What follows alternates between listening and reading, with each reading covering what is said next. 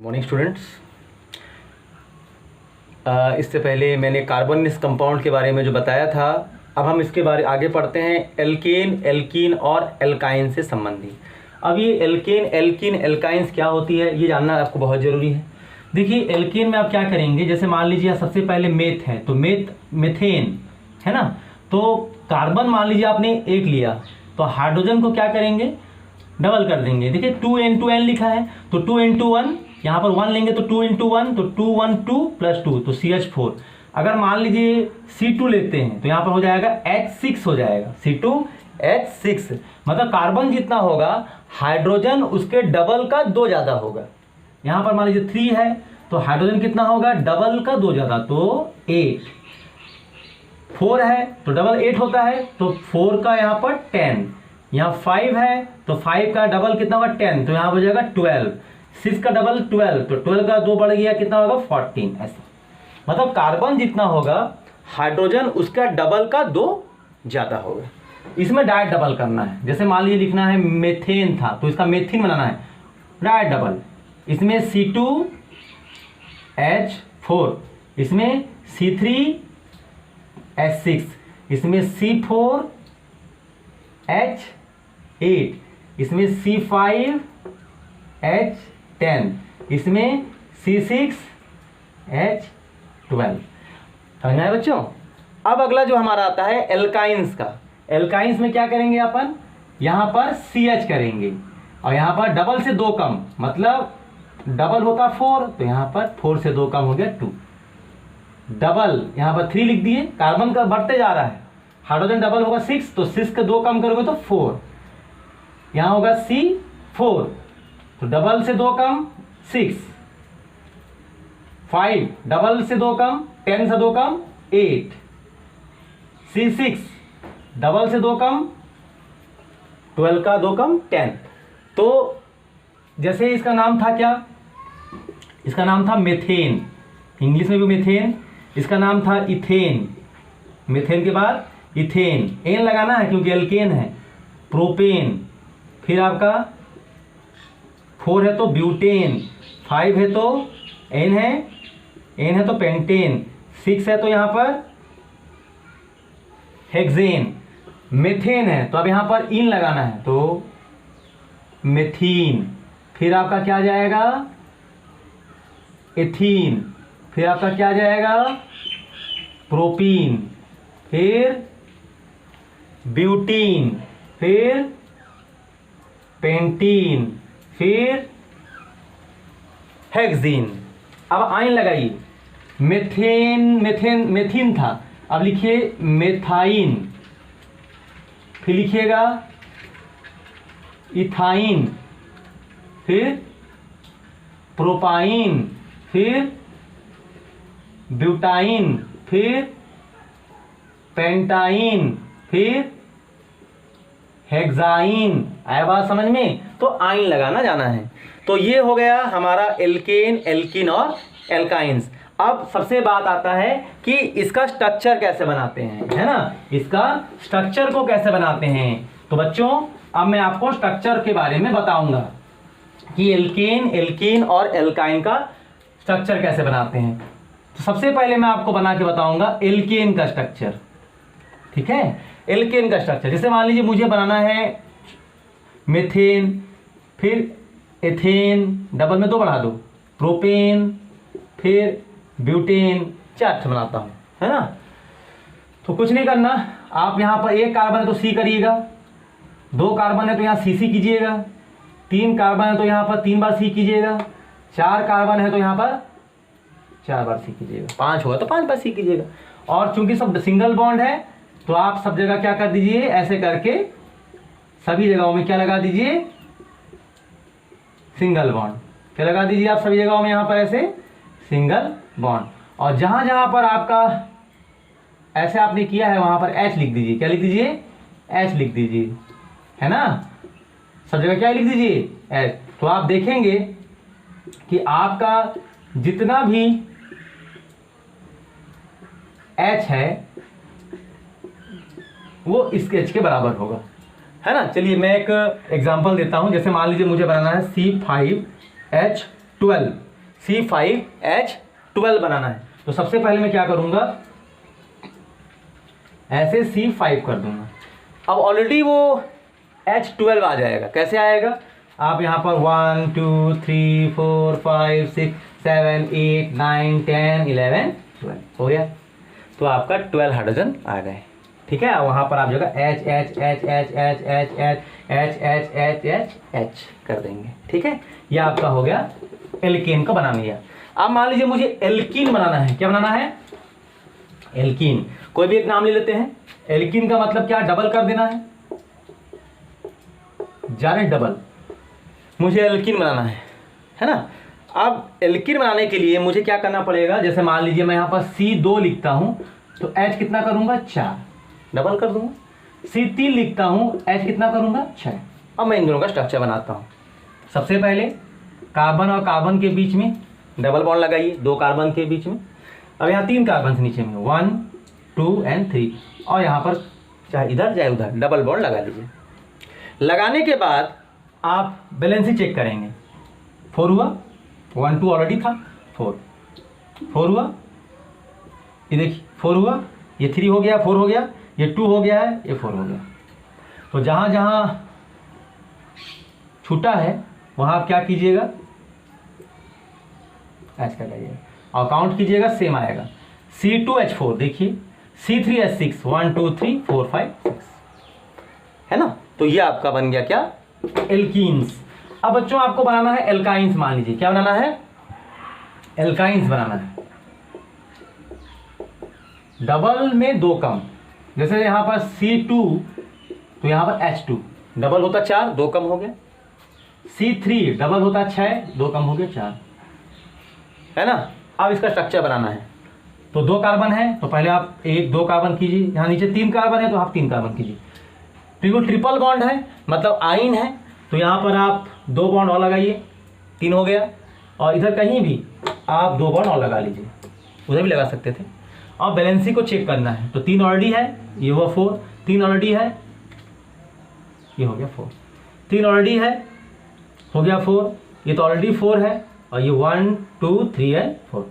तो आप देखते हैं, देखिए C2H2 हुआ, C2H2।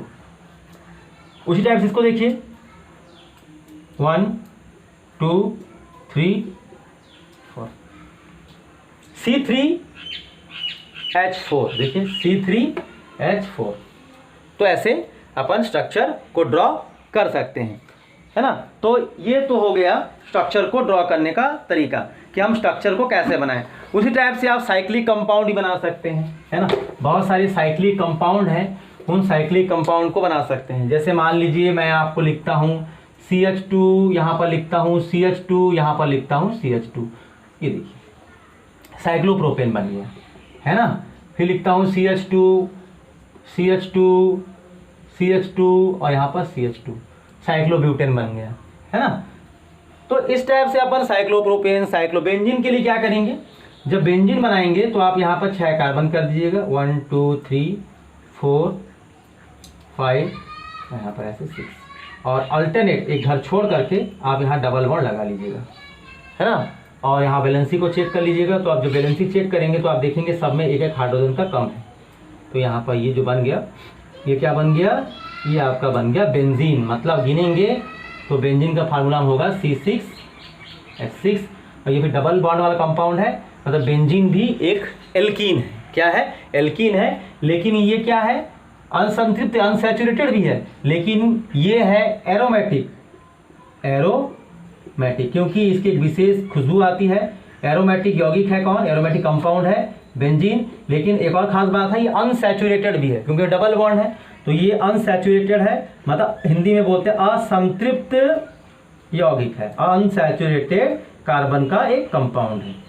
तो ये तो हो गया कार्बन के कंपाउंड्स के बारे में।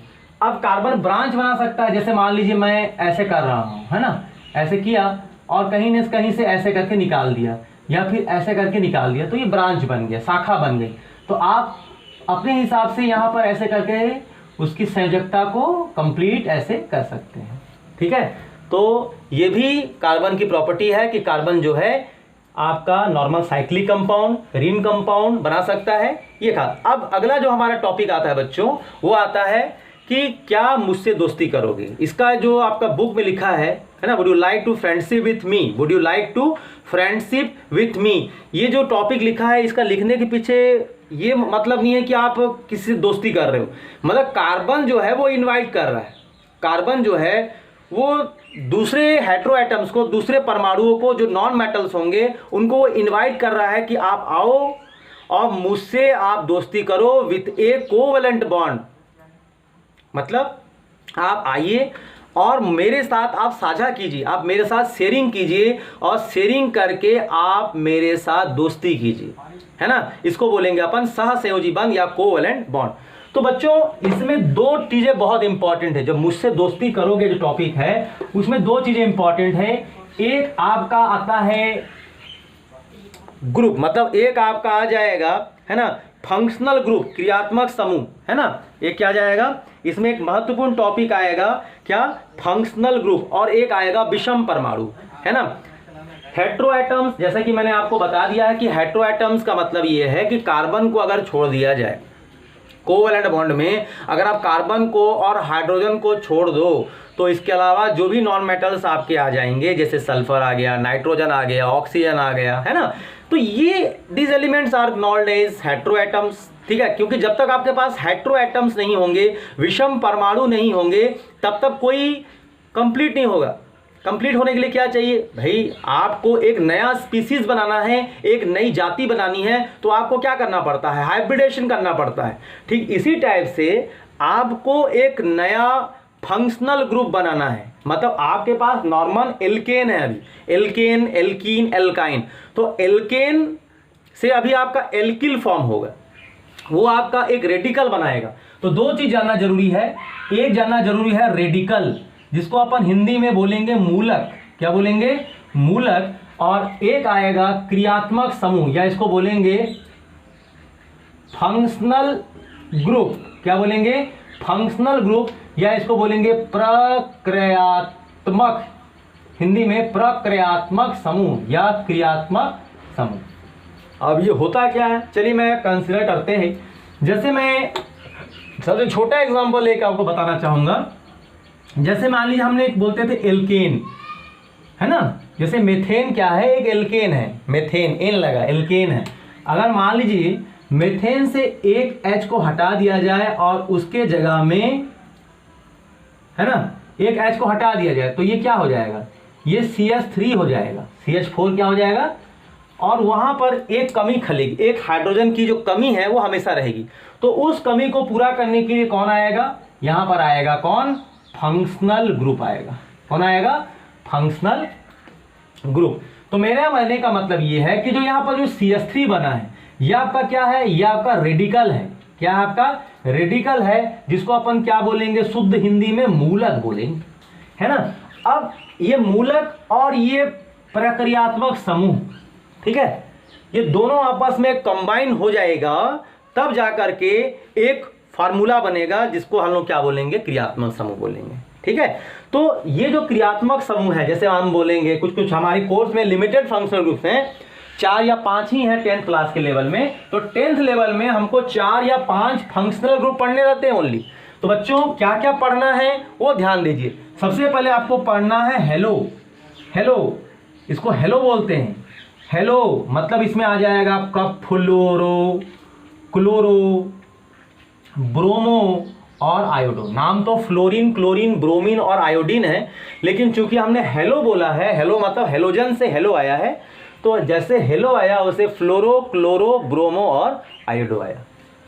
अब बच्चों ये बचता है, हेलो बनने के बाद हमारा नेक्स्ट जो फंक्शनल ग्रुप है वो आपका है एल्कोहल, एक है एल्डिहाइड, एक है कार्बोक्सिलिक एसिड, और बच्चों एक है कीटोन।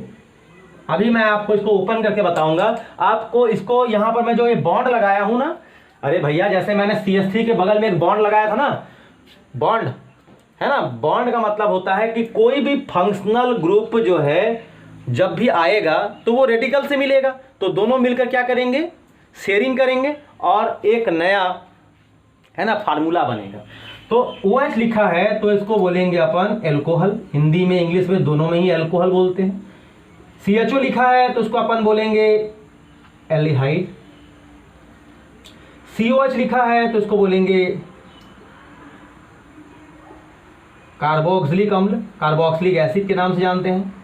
और लास्ट में C डबल बॉन्ड O है तो इसको अपन बोलेंगे कीटोन। तो सबसे पहले आप अपनी कॉपी में इतना को नोट करेंगे कि किसको क्या बोला जाता है, ठीक है। अब मैं इसको ओपन करके आपको बताऊंगा कि जो फंक्शनल ग्रुप है वो खुलते कैसे हैं, है ना। तो ये आप जरूर आप उसको नोट कर लेंगे एक बार। अब मैं आपको पूरे के पूरे फंक्शनल ग्रुप को एक बार अच्छी तरह खोल के बता दूं। इसके लिए आपको पुरानी कहानी में आनी पड़ेगी। कौन सी पुरानी कहानी? जैसा कि मैंने आपको बताया था ओपन करने का तरीका, ठीक है। जैसे मान लीजिए हेलो में कोई प्रॉब्लम नहीं है, हेलो तो हेलो ही रहेगा, है ना। एल्कोहल में भी कोई प्रॉब्लम नहीं है, O और H रहेगा, है ना। और यहां पर ये जो डंडा दिख रहा है यहां पर एल्किल रहेगा। क्या रहेगा? Alkyl group. एल्किल का मतलब क्या है? जैसे मेथेन का एल्किल क्या होगा? मेथिल। एथेन का एल्किल क्या होगा? एथिल। प्रोपेन का एल्किल क्या होगा? प्रोपिल। ऐसा करके, है ना, इस टाइप से एल्किल। मतलब किसी भी एल्केन से अगर H निकल जाए तो एल्किल होगा। अब जैसे मान लीजिए मुझे एल्डिहाइड बनाना है तो उसका R लगा देंगे। CHO करना है तो C लिखेंगे, यहाँ कहीं भी H लिख दो, कहीं भी O लिख दो, CHO। और यहाँ पर डबल बॉन्ड O लगा दो, यहाँ पर सिंगल बॉन्ड H, क्योंकि ऑक्सीजन की डबल बॉन्ड होती है, हाइड्रोजन की सिंगल बॉन्ड होती है, इसीलिए मैंने किया। कार्बोक्सिलिक एसिड का फार्मूला होता है COH, तो आप यहाँ C लिखो, है ना। OOH, तो यहाँ पर COOH, मतलब एक बार यहाँ पर OH और एक बार कहीं पर O हमेशा डबल बॉन्ड के साथ रहेगा। और यहाँ पर आपको ऐसे कर देंगे। तो देखिए सब खुश है। कार्बन भी 4 वैलेंसी से सेटिस्फाइड है, ऑक्सीजन भी 2 वैलेंसी से सेटिस्फाइड है ना। तो आप बहुत सारे स्टूडेंट ऐसे भी लिखते हैं RC डबल बॉन्ड O। देखिए लिखने का तरीका कैसा भी हो, बस हमारी वैलेंसी जो है वो सही होनी चाहिए। अब आता है कीटोन। कीटोन का जैसे कि मैंने बताया यहाँ पर C, यहाँ पर डबल बॉन्ड O होना चाहिए, ऊपर नीचे कहीं भी कर सकते हैं। और यहाँ पर जो 2 डंडा दिख रहा है इसका मतलब यह है कि यहाँ पर जो एल्किल ग्रुप है वो एक बार नहीं जुड़ेंगे बल्कि 2 बार जुड़ेंगे। तो ये देखिए मैंने, ये हेलो हो गया, ये अल्कोहल हो गया, ये एल्डिहाइड हो गया, ये कार्बोक्सिलिक एसिड हो गया, ये भी कार्बोक्सिलिक एसिड ही था, और ये जो था ये आपका कीटोन था। तो ये सबका ओपन स्ट्रक्चर है ना। अब बात आता है कि किसको बोलेंगे क्या, है ना। तो जो हेलो है उसको IUPAC में भी हेलो ही बोलते हैं, जैसे क्लोरो, फ्लोरो, ब्रोमो, आयोडो वगैरह। जैसे अल्कोहल है उसको अपन इंग्लिश में बोलेंगे ऑल लास्ट में, जैसे मेथेनॉल, एथेनॉल, प्रोपेनॉल, ब्यूटेनॉल, ऐसा। जैसे एल्डिहाइड है तो उसको अल बोलेंगे, AL, हिंदी में अल, इंग्लिश में AL। जैसे मेथेनल, एथेनल, प्रोपेनल, ब्यूटेनल, ऐसा। कार्बोक्सिलिक एसिड है तो उसको बोलेंगे ओइक एसिड, ओइक एसिड, जैसे methanoic acid, ethanoic acid, propanoic acid, butanoic acid. और लास्ट में कीटोन है उसको लास्ट में बोलेंगे ओन, ONE, ओन, हिंदी में ओन, अंग्रेजी में ONE, ओन। अब बच्चों मैं आपको सभी के कुछ एग्जाम्पल देता हूं कि IUPAC नाम कैसे किया जाता है और किस प्रकार IUPAC नाम बनाया जाता है। आपके बुक से ही हम आपको बताएंगे, है ना। सभी के कुछ एग्जाम्पल मैं आपको बता दूंगा, है ना। आप बस इसको नोट कर लीजिएगा। हेलोजन का लास्ट में लगाना है हेलो, एल्कोहल के लास्ट में लगाना है ऑल, एल्डिहाइड के लास्ट में अल, कार्बोक्सिलिक के लास्ट में ओइक एसिड और कीटोन के लास्ट में ओन, नाम के लास्ट में ओन लगाना है। तो अब मैं आगे की ओर चलता हूँ और आपको बताता हूँ कि कैसे ये यूज़ करते हैं। जैसे बुक से ही आपके कुछ एग्जाम्पल्स दिए हुए हैं, उसी को ही हम कंसीडर करते हैं, ठीक है। जैसे लिखा क्लोरो, मैं आपको लाइंस लिख देता हूँ। लिखा है क्लोरोप्रोपेन, मतलब इसमें एल्केन के साथ क्लोरीन है। ब्रोमोप्रोपेन, ब्रोमीन के साथ प्रोपेन है, ब्रोमोप्रोपेन। प्रोपेनॉल, प्रोपेनॉल, प्रोपेनल, अलग है दोनों, एक अल है एक आल है। Propanone, propanone, propanoic acid, propanoic अम्ल एसिड। फिर प्रोपीन, प्रोपाइन, प्रोपीन और एक नाम है आपका प्रोपाइन। तो सबसे पहले जब आप ऐसे IUPAC नाम करते हैं तो बच्चों आप ये ध्यान दीजिए कि जो IUPAC नेम हम करेंगे उस IUPAC नाम का कैसा महत्व होता है। तो सबसे पहले पहचानिए, इसमें ब्रोमोप्रोपेन है मतलब इसमें हेलोजन है, मतलब इसमें ब्रोमीन है, Br है, सॉरी क्लोरोप्रोपेन तो इसमें क्लोरीन है, क्लोराइड है। ब्रोमोप्रोपेन है तो हेलाइड है, इसमें Br है। प्रोपेनाल है, नाल अल्कोहल मतलब इसमें OH है। क्या इसमें OH है, 3 कार्बन के साथ OH, प्रोपेन के साथ OH, प्रोपेनॉल। अगर मैं प्रोपेनल की बात करता हूं तो इसमें एल्डिहाइड है क्योंकि नल है, 3 कार्बन के साथ 3 कार्बन युक्त अल है। प्रोपेनोन है मतलब इसमें कीटोन है, 3 कार्बन के युक्त कीटोन है। ओइक है, प्रोपेनोइक एसिड मतलब 3 कार्बन के साथ इसमें कार्बोक्सिलिक एसिड है।